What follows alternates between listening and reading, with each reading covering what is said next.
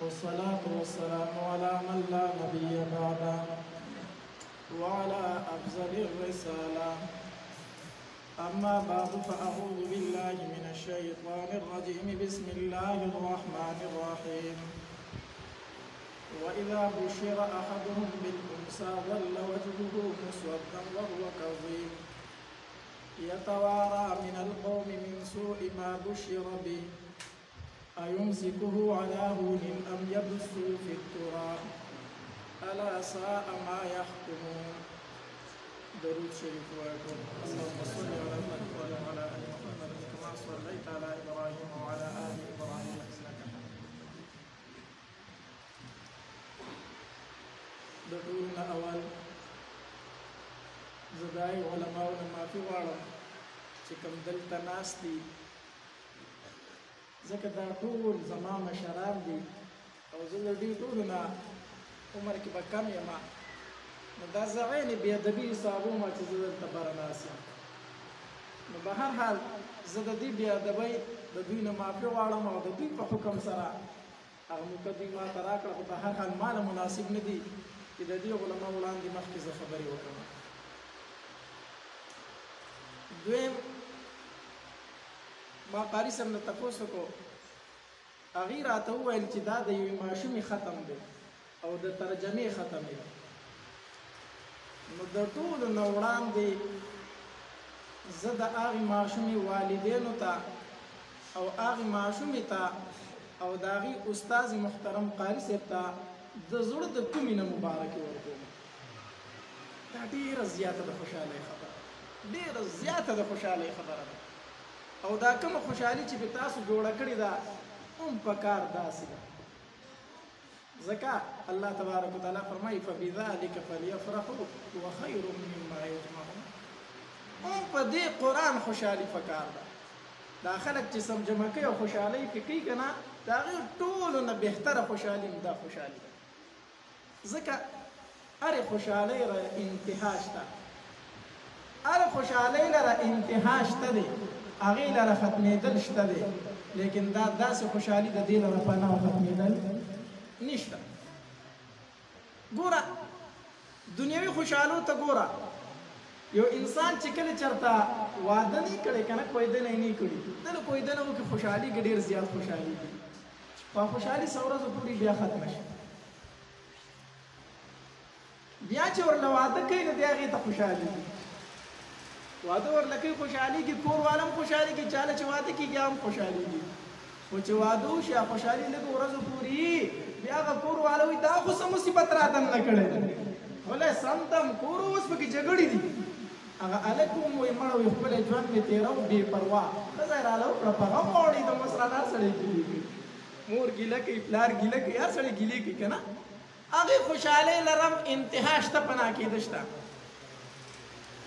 او چې کله د انسان اولاد نه بیا نو بچی وشي هغه خوشحالي هم در سټیمه پورې بیا ختمه شي. خو د قرآن دا داسې خوشحالي د دې لره انتها نشته ختمېده نشته. غرض مې دا کړ هرې خوشحالۍ لره انتها او ختمېده شته خو د قرآن خوشحالۍ لره ختمېدو نشته. نن ختم شوی دی قاري صاحب هم خوشحاله دی د دې ماشومې والدین به هم خوشحاله هغه ماشومه به هم ډېره زیاته خوشحالېږي. خوشحاله دي که نه او خوشحاله اوسئ خوشحاله اوسئ. دا خوشحالي اوس هم ده دا خوشحالي چې کله د دنیا نه ځي نو دغه ټایم کې به هم خوشحاله دا استاذ به هم خوشحاله قاري صاحب ته هم مطمئن اوسه خوشحاله اوسه. زما د نظر نه یو حدیث مبارک تیر شوی دی او هغه د استاذ دپاره ویلو غواړم. حدیث مبارک کې راځي چې کله د محشر میدان ولګي د انسانانو اعمال تللی کېږي د قرآن استاذ عمل به هم وتللی شي د قاري صاحب عمل به هم وتللی شي د مولي صاحب عمل به هم وتللی شي. چې عمل د ده وتللی شي نیکۍ به د ده سپکې شي ګناهونه به یې درانه شي دی به خفه شي. داسې وشو حدیث مبارک کې راځي د وریځې په شکل به یو څیز راشي او د ده د نیکو په تله کې به پریوځي د ده د نیکو تله به درنه شي د ګناهونو تله به سپکه شي. دی به وایي الله دا څه و د دې وریځې په شکل کې چې راغله دا څه و الله اللہ تبارک و تعالیٰ بہت فرمائی استاذ محترمہ اے دا قرآن خودن کیا اے دا قرآن استاذہ دا تا پر دنیا کی چاہتا قیدہ خود لیو چاہتا سپارہ خود لیو خلقو تا دی قرآن خود لیو تا پا قبر کی فروتوی ستا شاگردانو پا دنیا کی سبکون ویل بقید ستا پاگئی کی بسو تا دا دنیا نتلیوی قبر کی فروتوی پا دنیا کی ستا شاگردانو خلقو تا بیانو نکول پاگئی کی ستا ایسوا دا دوریزی پا شکل جی کمی نیکی رالی دا ستا دا شاگردانو پاگئی عملونو کی ستا ایسوا قاری سے تام خوشحال ہوسا مطمئن ہوسا اللہ یقین فا اللہ ہو کہے تو علماء ناستی منتبہ مدرسوں کی سمی لاوی گی منتبہ مدرسوں کی سمی لاوی گی در طول نزیادہ تنخواہ چی من استاذ ورکو لزر روپے ورکو مجھے سے دا سی لکھا غلط تنخواہ چی قاری سے لزر روپے تنخواہ میں لوشی اللہ کستاسو تنخواہ دا مدرسی کوئی زمان لزر تنخواہ در کی تنخواہ در کی نور عام طور پر 3 زرا 2 زرا 4 زرا دنیاوی توګه باندې پکې هیڅ نشته خو مونږ چې د مدرسو ته ځان وقف کړم دغه ورځې دپاره مونږ ځان وقف کړی الله ګناهګار یو ډېر ګناهونه رانه کېږي کېدی شي په شاګردانو کې یو شاګرد داسې شي چې د هغه په عملونو کې زما کیسه وي دې دپاره د دې طلباو خدمت کوو یو ته جولۍ نیسو سوال ولټوو چې زمونږ سره مدرسه کې خرچې دي دا نو زه دا ویل غواړم چې استاذ دی مطمئن اوسي خوشحاله اوسي خوشحاله دې اوسي الله او دا ماشومه دې هم خوشحاله اوسي د دوی دپاره هم یو حدیث هم په لږ ساعت وروسته او دا والدین دې هم خوشحاله اوسي دوی دپاره هم لږه خبره کوم په وروستو خوشحاله اوسئ مطمئن اوسئ او ما ته زیاته خوشحالي په دې باندې راځي ما ته دا علم نه و چې دا د ماشومې ختم دی دا علم راته نه و زه چې دا خبره واورم قسم په الله زه ډېر زیات خوشحاله شم چې زمونږ په پښتنو کې د دې خبرې سوچ پیدا شو چې زنانه ورته هم قرآن ښودل غواړي یو زمانه خو هغه وه دا ما چې کوم آیت مبارکه تلاوت کړی و واذا بشر احدهم بالانثى ظل وجهه مسودا وهو كظيم تفسیر قرطبي امام قرطبي رحم الله په تفسیر قرطبي کې د دې آیت مبارکه د لاندې یو واقع دی زه هغه واقع تاسو ته ذکر کوم امام قرطبي رحم الله لیکلی دی یو روایت را نقل کړی دی وایي د نبی علیه الصلاة والسلام یو صحابي هغه په جومات کې هر ټیم پریشانه خفه ناست و غمجن به ناست د نبی علیه الصلاة والسلام په خپلو صحابو باندې نظر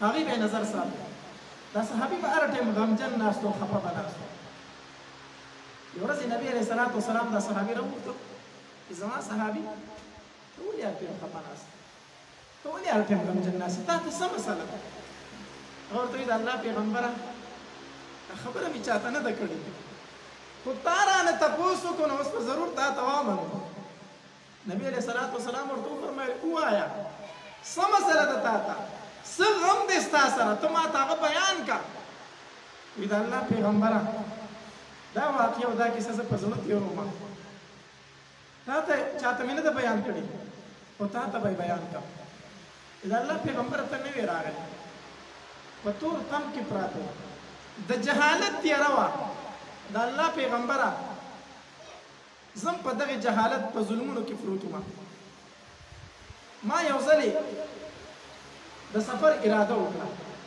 زه سفر لتلم خو بیبي مې ناجوړه وه د ماشومانو بیماره وه نو زه چې د سفر لتلم نو ما مې په دې خپله بیبي باندې یو پخلی کېښودو ما ورته وویل چې زه خو ځم سفر له پیدل سفر دی تجارت کومه پته نه لګي کال بعد راځم 2 کال راځم 3 راځم سفر مې څومره اوږدېږي خو زما یو پخلی په ځان سره کېده و هغه دا چې زما په کور کې کو الګ پیدا شو ښه خصمانه یې وکړه ښه پالنه یې وکړه څومره چې درنه کېږي دومره یې ښه وساته خو که چېرته زما لور پیدا شوې وه نو دا خبره مې یاد وساته چې زه کور ته راځم چې زما ګورې په لور باندې نظر ونه لګي چې زه کور ته راځم چې زما په کور کې ګورې لور نه چې د پیدایش سره تا وجلي دا الله پیغمبر سفر ته لاړ، سفر مې اوږد شو، د الله ته مقرره دا وه، د الله فیصله دا وه چې زما په کور کې لور پیدا شوه، تقدیري فیصله وه په کور کې مې لور پیدا شوه. د هغه ماشومه ښایسته ډېره وه، د مور یې ورله مرګ له لاس ورله راغی. ښایسته پرېږده وه. الله د مور نه تپوس وکړه، وایي په ټولو بچو کې د چا بچه ښایسته دی؟ د هغې به یو ښچک بچی یو سینې ته به یې رانږدې کړي چې زما د بچي نه د بل چا بچی ښایسته نشته. هرې مور ته خپل بچی د ټولې دنیا د ماشومانو نه ښکلی دی. هغه ماشومه ډېره زیاته ښکلې وه. لږه توجه به غواړم، ښه لږه زما په بیان کې برې معمولي غونته خبرې سره زما توجه خرابېږي. هغه ماشومه ښکلې وه ډېره زیاته، د مور یې ورله مرګ له لاس نه ورغلی، هغه یې وپالله، وایي نه وجله. د الله پیغمبر سفر مې ډېر زیات وکړ، شوډې وکړ. چې کله کور ته رالم دا ماشومه دومره لویه شوې وه چې لبې به یې کولې ګرځېده را ګرځېده به. چې کور ته رالم دغه ماشومه زموږ په کور کې وه. ما مې د بیبي نه تپوس وکړو دا ماشومه څوک ده؟ هغې راته وایي چې دا زموږ د دې ګاونډیانو ده، خو زموږ کله خوشحاله یې نه بولې دلته راځي. هلته یې راته ویلی نه شو. بهر حال زه پوه شوم چې د ګاونډیانو نه ده، دا هغه ماشوم دی چې کوم زه تلم او ما د دې په ګرده کړی. زه پوه شوم چې زما په کور کې لور شوې ده، خو دې وجلې نه ده. زه په خبره ورسېدم. د الله پیغمبره چې کله به کور ته رالم او په دې جینۍ به زما سترګې پرېوتې، زما به په مزغو تړل شو. ما به وایي چې دا خو زما بېعزتي ده، سبا به خلک د دې تپوس کوي، دا به د بل کور ته ودرېږي، دا به د چا ښځه کېږي، نو زه به بار په معاشره کې سترګې څنګه لګوم؟ د الله پیغمبر دغه سودا مې په زړه کې وه. کور ته به راتلم، په لویه پریشانۍ کې مبتلا وم. آخر کې مې فیصله دا وکړه چې د دې ماشومې مرګ دغه یو علاج دی چې د مخې نه دا لري. بس د دې بېعزتۍ نه به هغې نه خلاصېږم چې دا ماشومه ووژنم. د الله پیغمبره فیصله مې وکړه. مور ته مې وویل چې دا ماشومه سنبال کا، زه د ماماګانو کره بیام. وایي دا بیبي مې چې ده، وایي دې دا ماشومه سنبال کړه، لکه څنګه چې موږ ماشومان ماماګانو کره لیږو که نه، نوې کپړې ورته واغوندو، مور یې وله سترګې تورې کړي، سر وله منګس کړي. وایي دغه شانتې مور دا لور سنبال کړه. وایي خوشحالېده هم، خوشحالېده په دې خبره چې دا خو د ده ډېره زیاته بدې شوله، او اوس یې وایي چې سنبال کړي چې ماماګانو کره بوځم چې د ده دې ته څنګه زړه سپین شو. خوشحالېدله وایي ډېره زیاته. وایي په زړه کې یېرېدلم، هسې نه چې نقصان ورته ورسېږي. زما سره چې دا ماشومه روسختوله، زه یې د دې ګرېوان نه داسې ونیولم. وایي ما ته یې ویې چې ستا دې ستا په خدایانو باندې قسم، ستا دې ستا په خدایانو قسمې، څنګه مې چې لور درکړه ګورې دغه شانتې روغه به ما ته واپس کړه. ما ورته قسم وخوړو چې نه ستا لور ده، زه یې چېرته بیام، ما کره بیام واپس یې راولم. د الله پیغمبره په لاره روان وو، دا ماشومه د خبرو شوې وه، هوښیاره شوې وه، په لاره زما سره روانه د خبرې کوي. بابا مونږ چېرته ځو؟ زه ورته هم ماما کره دې بیامه. د الله پیغمبره دا زما سره په لاره خوږې خوږې خبرې کوي. تلو په ځنګل باندې ورلو، ما وی یو ډوګل به وله وکړم، په ډوګل کې به پې خاوره ور واړوم، خښه به یې کړم. د الله پیغمبر چې په دې ځنګل ورلم تلم، یو کویه مخې له راغی. امام چې څه کویان به ورله کړم، خو دا تیار کوی دی، دې ته یې ورځم. د الله پیغمبره صحابي خپله واقعه بیاني نبي علیه الصلاة والسلام ته. ما چې دې طرف ته وکتل، دا په ما باندې پوه شوه چې د بابا اراده مې راته ټیک نه ده. دا ما ونیوله، ما دې کوهي ته غورځوله، دې زما نه دواړه لاسونه تاو کړو، زما کپړې کلکې ونیولې. بابا ما څه ګناه کړی دی؟ بابا ما ولې وجنې؟ خیر دې کو ته راباندې شرمېږي بابا، ما په دې ځنګل کې پرېږده ستا سره نه ځم، وجنه مې ما. او بابا زما مور چې تا د قسم درکړی دی، ته به قسم ماتی ما به وجنې. د الله پیغمبره دې راته جړل، زما نه یې کپړې نیولې وې، ما ته ځان نه شو کوله، دې زه نه پرېښودم. ترس مې پرې راغی، د الله پیغمبره پرې مې ښوده.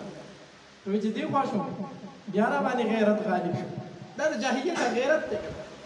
بیا را باندې غیرت غالب شو چې دا به بیا د ځان سره کلي ته بیایي نو د دې به خلک تپوس کوي دا به د چا ښځه کېږي ته به په کلي کې د خلکو سره سترګې څنګه لګوي. د الله پیغمبره بیا مې ونیوه چې ویې مې نیوه دې رانه بیا دواړه لاسونه تاو کړه بابا ما مه وژنه بابا ما څه ګناه کړی دی بابا کو ته را باندې شرمېږې ما په ځنګل کې پرېږدوه زه به په ځنګل کې ګرځم خیر دی ستا سره نه ځم خو ما وجنمه. د الله پیغمبره بیا مې پې زړه وسېزل شو پرې مې ښودله بیا را باندې خپل غیرت غالب شو. د الله پیغمبره چې په درېیم ځل مې ونیوله د دې دا لاسونه مې په زور د ځان نه خلاص کړو کپړې مې ترې خلاصې کړې دا مې کوهي ته ورغورځاره کړه. وی د الله پیغمبره وی زه د کوهي په غاړه ولاړم دې راته د ښکتې نه چغې والې بابا ظلم دې وکړو هسې دې ووجلمه زه ستا سره نه تلم ژوندی به دې پرېښې او بابا قسم دې مات کړو زما مور ته به څه جواب ورکوي وی د الله پیغمبره د کوهي په غاړه تر هغې پورې ولاړم تر څو چې د دې چغې نه مې چپ شي او چې کله د دې چغې چپ شوې ما ته پته ولګېده چې ساعت یې ووتو وی د الله پیغمبره را روان شو. حدیث مبارک کې راځي د صحابي چې دا واقعه بیانوله که نه د نبي علیه الصلاة والسلام د مبارکو سترګو نه د اوښکو دارې والې نبي علیه الصلاة والسلام د صحابي ته وفرمایل زما صحابي ډېر ظلم دې کړی دی خو الله تبارک وتعالی درته دا معاف کړو ځکه الاسلام یخدم ما کان قبله اسلام خو داسې څیز دی چې انسان ته مخکې ټول ګناهونه معاف کړي ورته معاف کړي تا اسلام راوړی الله درته دغه ګناه معاف کړو. حدیث مبارک کې راځي نبي علیه الصلاة والسلام ورته وفرمایل زما صحابي ډېر ظلم دې کړی غرض مې دا کو یو زمانه داسې په زنانه تېره شوې ده چې چا ورته د ژوند حق هم نه ورکاو اسلام راغی اسلام ورته د مور غونته کې حق ورکړو څنګه د مور غونته حق ورکړو. حدیث مبارک کې راځي الجنة تحت اقدام الامهات جنت د مور د قدمونو د لاندې دی. حدیث مبارک کې دا دی اے بچیا کو جنت ګټل غواړي ځان به د مور د خپو خاورې کې نه هغې به جنت دا به نه وایي چې زه خو انجینیر یم زه ډاکټر یم زه خو ځان له یو لوی مفتي یم زه خو ځان له یو لوی شیخ یم دا به یې خو بار به یې چې کور ته رالې د دې د مور د خپو خاورې به ځان ساته. بعضې بدبخت پکې هغه مور ته کنځل کوي بعضې بدبخت پکې هغه په مور باندې اواز وباسي. حدیث مبارک کې خدا دی چې کو جنت ګټل غواړي د مور د خپو خاورې د ځان نه جوړ کړه. دا حیثیت چا ورکړو دومره زنانه ده دا ورته اسلام ورکړو. بعضې کمکل ورسره هلګي وایي موږ د ښځو حقوق غواړو نور به د دې څه حق شي دغه ښځه ده ښځه ذات دی خو اسلام وایي چې دا درنه خفه ده نو جنت په سترګو هم نشي لیدلی چې دا مور درنه خفه ده. اسلام زنانه ته داسې مقام ورکړو اسلام دغې زنانه ته د لور غونته کې مقام ورکړو. عائشہ صدیقه رضی الله تعالی عنها فرمایي یو ځلې زموږ ورته سوالګري راغله وي د الله په نوم باندې سرا کوي. عائشہ صدیقه رضی الله تعالی عنها فرمایي کور نور سونه یوه کجوره پرته وه ما ولا هغه ورکړه چې زنانه مې کجوره ورکړه د هغې سره دوه نونه وي کجوره یې په منځ باندې نیمه کړه نیمه یوه لور له ورکړه نیمه بلې لور له ورکړه هغوی وخوړه په خپله هېڅ ونه خوړه. تاسو لیدلي که نه میندو سره څه شی نو په خپله یې نه خوري بچي له ورکوي دا وخوړه هغې نیمه کجوره یوې لور له ورکړه نیمه بلې لور له ورکړه په خپله یې څه شی ونه خوړو. عائشہ صدیقه رضی الله تعالی عنها فرمایي ما ته دا خبره ډېره ناشنا غوندې ښکاره ده چې په خپله نه خوري ګورو ماشومانو له ورکړو. عائشہ صدیقه رضی الله تعالی عنها سره د دې خبرې احساس ځکه نه چې د هغې بچي نه و د هغې د بچو مینه څه لیدلې وه وایي چې نبي علیه الصلاة والسلام راغی ما هغه ته وفرمایله چې ګورې یو سوالګرې راغلې وه ما وله یو کجوره ورکړه په خپله یې ونه خوړه نیمه یوه لور له ورکړه او نیمه یې بلې لور له ورکړه. نبي علیه الصلاة والسلام راته وفرمایل چې عائشہ د لور په تربیت کې څومره ثواب دی تا ته پته شته ما ورته وایي چې نه د الله پیغمبره نبي علیه الصلاة والسلام وفرمایل چا چې دوه نونه دا هغې تربیت یې وکړو، دیني تربیت، قرآن یې ورته وښودو، حدیث یې ورته وښودل. چا چې د دوو نونو د یا د دوو خویندو داسې تربیت وکړو، الله تبارک وتعالی به دغه دوه نونه دوه خویندې د دې انسان دپاره د اور د جهنم نه د فنای ذریعه وګرځوي. عائشہ صدیقه رضی الله عنها فرمایي ما چې ښه نو که الله پیغمبر چا دی ویلو داسې تربیت وکړو، بیا ګوره هغې د امت دپاره اسانتیا جوړوله که نه. امام فرمایل که یو انسان دی د یوې لور یا د یوې خور داسې تربیت وکړي نو بیا نبي علیه الصلاة وسلام فرمایل چې عائشہ چا چې د یوې لور یا د یوې خور دیني تربیت یې وکړو، قرآن یې ورته وښودل، حدیث یې ورته وښودل، تر دې چې د هغې واده یې وکړو، نو الله تبارک وتعالی به دغه خور دغه لور د دې انسان دپاره د اور د جهنم نه د پناه ذریعه وګرځوي. خوشحاله اوسئ. د کومې ماشومې چې ختم کړی د هغې والدینو ته هم خوشحاله اوسئ. دغه ماشوم ستاسو دپاره د اور د جهنم نه د پناه ذریعه وګرځوي، د پناه ذریعه وګرځېده. اسلام لور ته دومره مقام ورکړ. نبي علیه الصلاة وسلام به ناست و، فاطمه رضی الله تعالی عنها به د پلار کره راله، د علي رضی الله تعالی عنه د کور نه به راله، د نبي علیه الصلاة وسلام کره، د نبي علیه السلام لور ده که نه.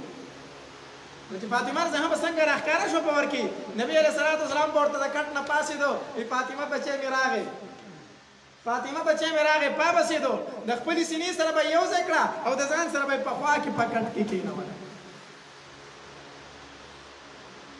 دینی غیرت په ځان کې پیدا کړئ، د جهالت غیرت نه. د جهالت غیرت دغه چې ما درته بیان کړو چې لوڼه یې وجلې. زمونږ په پښتنو کې الحمدلله ډېر زیات خوالې راغلي، ډېر زیات خوالې راغلي، او خاص کر دا غریزي علاقې چې غریزي علاقې چې خوشحاله اوسئ، مطمئن اوسئ، ډېر ښکلي ځایونو کې پاتې کېږئ، ښکته ښاریو کې یقین وکئ، یقین وکئ چې شکر وباسئ چې دغه علاقو ته. زما دا نمبر ډېر زیات خور دی، ډېر زیات خور. زه چې د سیمینر ته شم ما ته مولان وایي ته چې دا وچ ګرځې نو ته دې غمونه وخوړې. ما ته بیا یو کړنګ خېجي د ټلیفون نو داسې مسلې راته بیانېږي چې زه هغه نه شم بیانولی. تېر ورځ کې زما سره زموږ یو مدرس دی حسن مولي صاحب، هغه را سره ناست و، ما ته چا یو مسله بیان کړه، هغه د اثر داسې په دوه الله ستوري. ما ورته ویل دا خو روزانه دا مسلې دي، روزانه دا مسلې دي. نو ښاریو کې پرې ډېر بد حل دی، ډېر زیات بد حل دی. ما ته چې مسلې بیان شي نو زه بیا روغ ورځ پکې داسې مسله پکې مخې له راشي چې په خپله په ټینشن کې ګرځم. دلته زه څه حل د دې خبرې وښیم. بس غریزي علاقه ډېر صفا علاقې دي، خوشحاله اوسئ، مطمئن اوسئ، الله در باندې رحم کړی.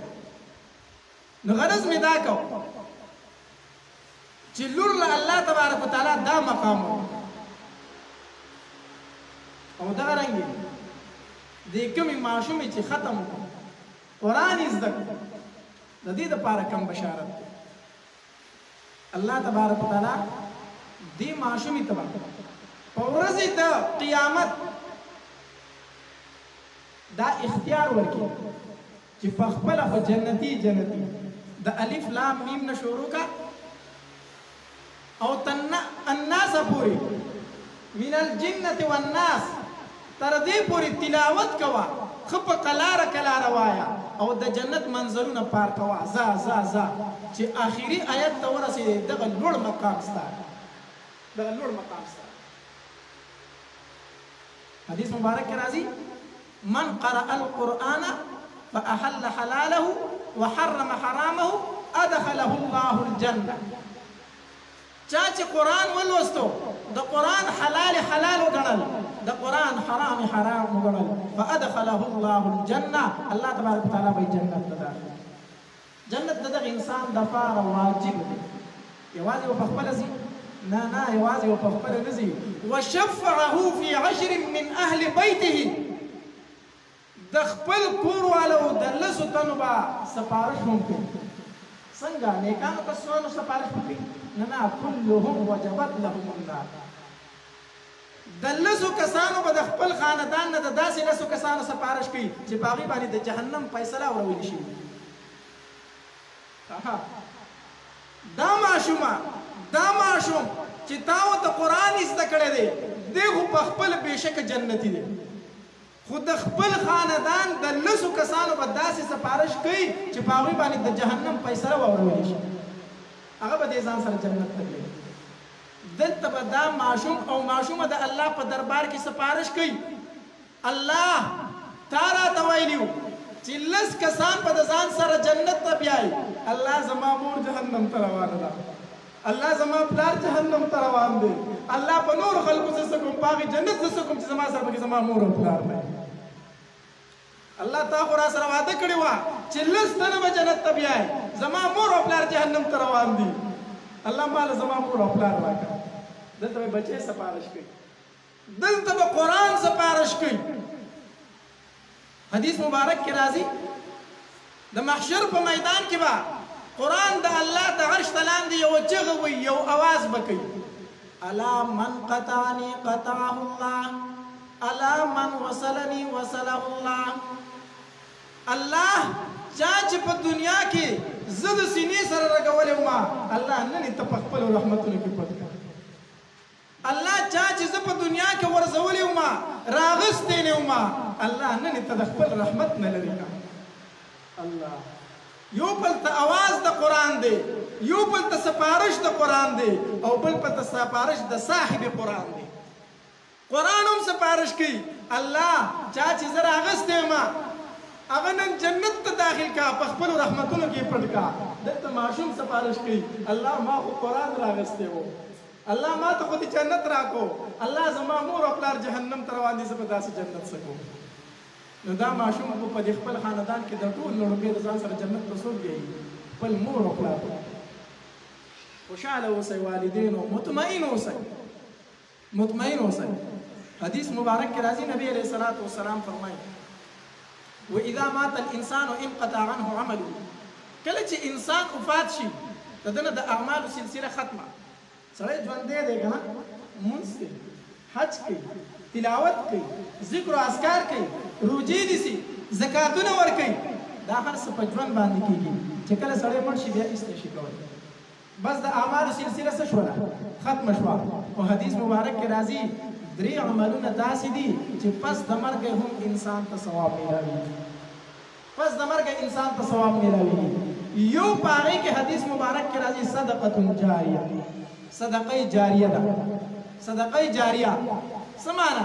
کوی دې ایستلی دی، خلک دې اوبه څښي، لار دې پخ کړې ده، مدرسه دې رخ کړې ده، جومات دې رخ کړی دی، دا څه شی دی؟ صدقه جاریه. صدقه جاریه ده. ته په قبر کې پروت یې، خلک جومات ته راشي مونځ پکې وکړي، تا ته باقاعده ثواب میلاوي.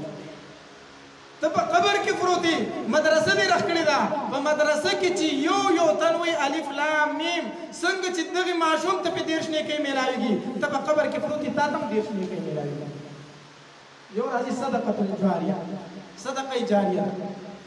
دویم حدیث مبارک کې راځي ولد صالح، نیک عمل بچی چې پس د مرګ پلار ته ثوابونه میلاوي.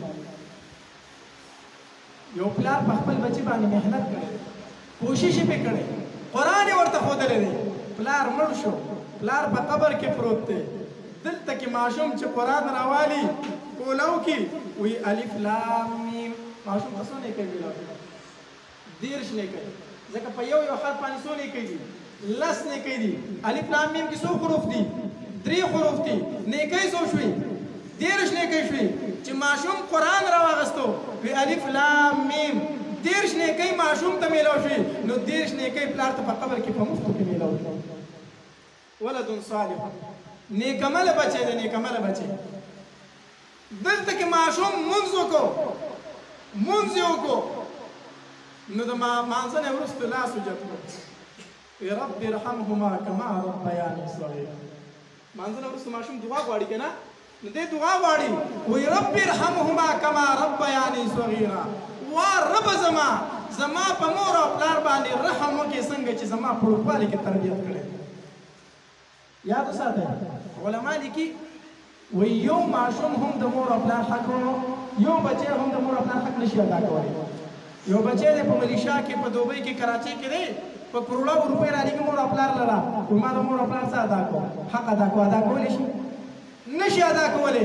یو بچی د مور او پلار حق نشي ادا کولی. خو علما لیکي چې وایي کوم بچی د مونځ نه وروسته دا دعا وایي چې رب ارحمهما کما ربیاني صغیرا، وایي ګویا چې د مور او پلار حق ادا کړو. دا دعا وایي ښه د مانځه نه وروستو د خپل مور او پلار دپاره دا وایي رب ارحمهما کما ربیاني صغیرا. نو ماشوم چې مونځ وکړو لاسونه یې اوچت کړو وی رب ارحمهما کما ربیاني صغیرا. نو دا به کوم ماشوم دا دعا غواړي؟ دا به هغه ماشوم دا دعا غواړي چې پلار خو ته مونځ ښوولی که نه، مدرسې ته خو یې راوستی که نه، قاري صاحب ته خو یې کېنولی که نه، نو آل هغې نه به دا ثواب میلاویږي. او چې کله خو د اواز هسې ځي نو دا شی پرېږده بله لوډ سپیکر صحیح دی؟ صحیح ده، بس دا پرېږده کله صحیح ده. چې کله یو ماشوم هغه ته قرآن زده دی، قرآن وایي او قاري صاحب یې راوستی مونځ یې ورته ښودلی، نو چې هغه مونځو کې د مانځه نه به وروستو دا دعا غواړي که نه چې رب ارحمهما کما ربیاني صغیرا. نو چې کوم ماشوم ته مور او پلار مونځ نه دی ښودلی نه به دا دعا وغواړي، هغه جومات ته نه راځي، هغه مونځ نه کوي، نو د مور او پلار نه به دعا د کوم طرفه وغواړي؟ نو حدیث مبارک کې راځي ولد صالح، نیکعمله بچی، نیکعمله بچی. عیسی علیه السلام یو ځل په لار باندې تو نو په یو قبر په خوا باندې تېرېدو، چې د قبر په خوا تېرېدو الله تبارک وتعالی ورته قبر والا وښودل چې قبر والا ته ډېر سخت عذاب میلاوي. عیسی علیه السلام په دغې لاره باندې تېر شو، څه ډېره موده بعد بیا په دغې لاره راتو، چې په دغې لاره باندې بیا راتو صحیح دي چې هغه قبر والا د جنت په نعمتونو کې ناست دی، د جنت نعمتونه ورته میلاویږي. عیسی علیه السلام پر اسمان ته وکتل وی الله ساجبه نظام دی، الله ساجبه نظام دی، لږه موده مخکې د جهنم په لمبو کې او اوس د جنت په نعمتونو کې، نو دا څنګه چل دی چې کله ورته مخکې ورته عذاب او اوس د جنت نعمتونه دي؟ الله تبارک وتعالی ورته وحی وکړه عیسی دا سړی چې دی دا قبر والا دا په خپله دومره نیکعمله سړی نه و، خو چې دی مړ کېده نو ده د خپلې بیبي په ګېډه باندې بچی پرېښی، بیبي حامله وه په ګېډه یې بچی و، دی مړ شو د ده خپلې دومره نیکۍ نه وي نو په قبر کې ورته څه میلاوېدو؟ عذاب ورته د ګناهونو میلاوېدو. خو په دنیا کې د دغه بیبي سمه شوه، هغه بچی رو رو رالوېدو وی دومره رالوی شو چې نن یې مور جومات ته ولېږو، هلته یې استاذ ته کېنو، استاذ ورته یې بچیه وایه بسم الله الرحمن الرحیم، بچیه وایه شابه، وی بچی په وړو وړو شونډو وي چې بسم الله الرحمن الرحیم. وی عیسی ما له حیا راځي چې د کوم سړي ماشوم بچی په وړو وړو شونډو زما نوم یادوي زه له پلار له عذاب ورکوم، ما له حیا راځي عیسی چې د کوم سړي وړوکی ماشوم په هغې معصوم شونډو زما نوم اخلي او زه یې پلار له عذاب ورکوم. نن د ده بچی جومات ته تللی دی، نن یې په جومات کې زما نوم اخیستی دی، پلار یې د جنت په نعمتونو کې ناست دی، خپلو بچو باندې قرآن زده کړه. نو دویم راځي حدیث مبارک کې راځي چې ولد صالح، نیکعمله بچی دی چې پلار ته یې پس د مرګ هم څه میلاوېږي؟ نیکۍ میلاوېږي. او دریم راځي او علم ينتفع به، علم دی چې د مولي صاحب د مرګ نه وروسته هم په هغې سره خلک څه اخلي، پیدې اخلي. قاري صاحب دی په جومات کې خلکو ته قیصده زده کړې، چا ته یې سپاره زده کړې، چا ته یې ترجمه ویلې ده، خواري کړې، محنت یې کړی دی. قاري صاحب مولي صاحب وفات شو، په قبر کې پروت دی، شاګردان یې چې یو ټکی چاته ښیي نو قاري صاحب ته په قبر کې د هغې یو ټکي کې د ده حصه ده، په یو ټکي کې د ده څه ده حصه ده.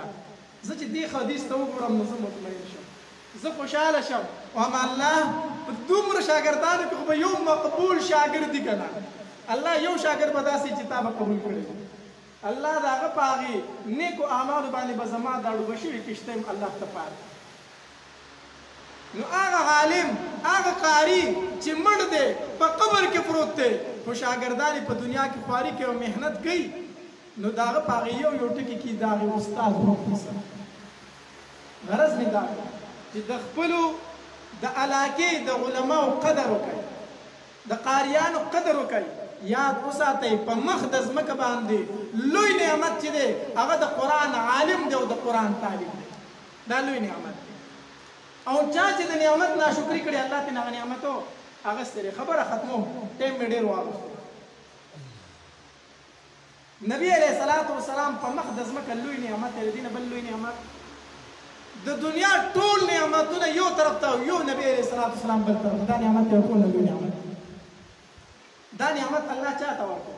مکی والو دا نعمت الله مکی والو ته ورکو خو مکی والو د دې نعمت قدر وای نه قرآن دا غي مثال بیانوي وی الله تبارک وتعالى وترنا راولېږله نو دوی شروع شو هغه رڼا مړه کول شروع هغه رڼا مړه کول شروع کړو نو دغه نعمت مکی والو ناشکری وکړه الله تینا هغه نعمت واغس د مکی والو نو چرته وړو مدینه منورې ته د نبی علیہ الصلوۃ والسلام په ژوند هم مکی والا محروم شو او دا روزي مبارک نه مکی والا محروم شو هغه نعمت لاړ مدینه دا ولي د نعمت شکر ادا کړه د نعمت ناشکری وکړه دا درته واما دا علما دا طلبا دا د الله لوی نعمت ته چا چې د دې ناشکری کړی د نو ګوره دا غي نوم سپین دي چې 99% پاره کې غیر مسلمان دي هغه سمرقند او بخارا زمونږ د بخاری شریف د دې کوم امام چې د بخارا اوسیدونکو اوس هلته د اسلام نوم اغوستونکی نشته دا ولي دا د خلکو د علم بې قدري وشوه د علماو بې قدري وشوه الله تبارک وتعالی د علماو اوچت کړو هلته کې اوس مسلمانان داسې عالم ته او طالب ته ځیرېږي چې کاش چې څوک چې مونږ ته کلمه وکړي خو نشته هلته هلته ما ته مخکې ورځو کې یو د نیو جرسي دا یو سټیټ دی په امریکا کې د هغې سره ما ته ټلیفون وشو یو سړي ټلیفون کړی په خپله مسلمانو د افغانستان اوسېدونکي واده یې هلته کړی و خو ما ته وی چې مولانا صاحب زه په خپله مسلمان یم د افغانستان خو په خپله مې مونځ صحیح نه دی دلته مې د غیر مسلمې سره واده کړی هغې مې اسلام راوړی دی مونځ ورله نه ورځي زه څه چلو کوم ما له په خپله مونځ نه راځي چې وکړم دا زموږ د مسلمانانو حالت دی زما ښځې اسلام زما سره راوړی دی زه مسلمان یم هغه ما ته وایي چې ما ته مونځ وښیه نو مونځ ما له په خپله نه راځي نو ما ته ویلي ته مونځ ښودل غواړې ما مونځ خو به ورته زه د عربۍ الفاظ دي دا خو به زه تا ته وښیم خو د هغې ترجمه خو به دغلته به دې څوک وکړي ما له به انګلیش نه راځي دا به دغلته د چا سره رابطه وکړم هلته کې علما نشته چې عالم ورته میلو شي د هغه لاس وخپېښ کړي غرض مې دا کړو چې دا مطمئن اوسئ خوشحاله اوسئ چې الله تبارک وتعالی تاسو له یو استاذ درکړی دی ستاسو مشرانو ته او کشرانو ته او دارنګې زنانو ته لم قرآن کوي نو د دې نعمت قدر وکړئ الله تبارک وتعالی دې د عمل کولو توفیق راکړي خبرو کې به رانه ډېرې کوتاهۍ شوي علما ناست دي زه د هغې بیا معافي غواړم او که څه کوتاهي رانه شوي قرآن دا د الله تبارک وتعالی کلام دی موږ مخلوق د خالق د کلام حق نشي ادا کولی آیت کې ښکته پورتوالی راغلی د الله په دربار کې د هغې د معافۍ درخواست دی الله تبارک وتعالی د عمل کولو توفیق راکړي واخر دعوانا الحمدلله